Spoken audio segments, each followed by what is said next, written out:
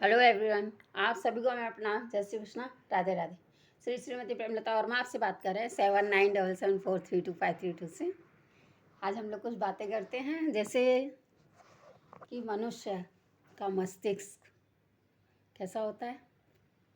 अगर वह दुख में है तो उसका असंतुलन है, इसलिए वो दुखी है, उसका मस्तिष्क असंतुलन है।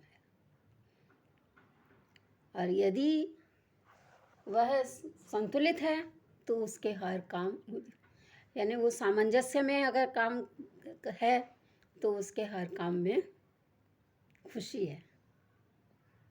कोई भी कितनी बड़ी पार्टी चल रही हो, अगर वहाँ पर थोड़ा सा भी अंदर कहीं भी खोट होगी तो वो मस्तिष्क जो है वो असंतुलित रहेगा, उसका काम पूर्ण होना संभव नहीं है। लेकिन जहाँ सामंजस्य बैठा हुआ है वहाँ वो बढ़ोतरी में रहेगा, खुशी में रहेगा, आनंद में, हर काम उसके आनंद से होंगे, हर पल उसका आनंद से गुजरेगा। जैसे शरीर है माटी का पुतला, अब मिट्टी के बर्तन बनते हैं, लेकिन क्या होता है, बर्तन में मिट्टी दिखती है क्या? नहीं दिखती।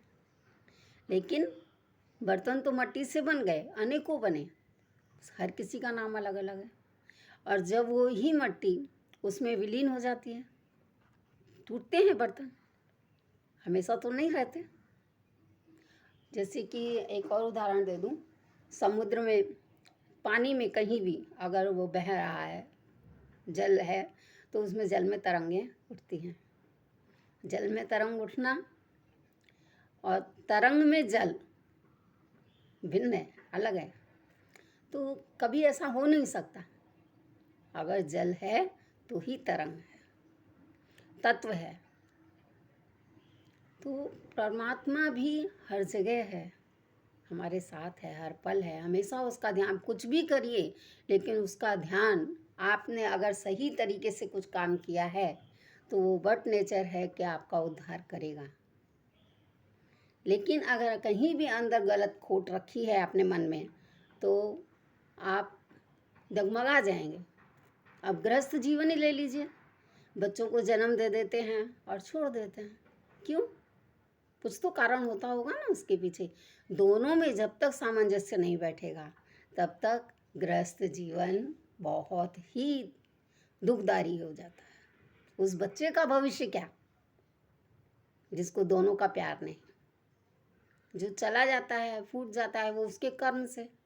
लेकिन जीते जी जो लोग ऐसा करते हैं वो बहुत बड़ा अधर्म है, कर्म का नाश है, मनुष्य का विनाश है।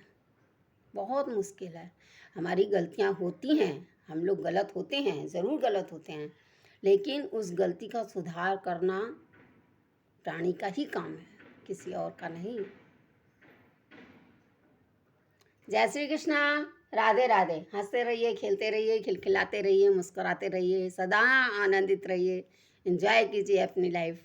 और किसी का धन, किसी की प्रॉपर्टी लेकर अगर हमने अपने पास रख ली तो वो सबसे बड़ा अधर्म है, और वो गलतियाँ इंसान ही करता है, जबकि वो नहीं करनी चाहिए। उसी समय हमें उजागर हो जाना चाहिए कि ये चीज़ जब मेरी नहीं है तो मैं क्यों रह रही हूँ। वो गलती हमको एक्सेप्ट करनी चाहिए और उसी समय करनी चाहिए थी। ठीक है, समय आता है, परिवर्तन आते हैं, तकलीफ़ें आती हैं, दुख आते हैं, कष्ट आते हैं, लेकिन सुधारना बहुत ज़रूरी है।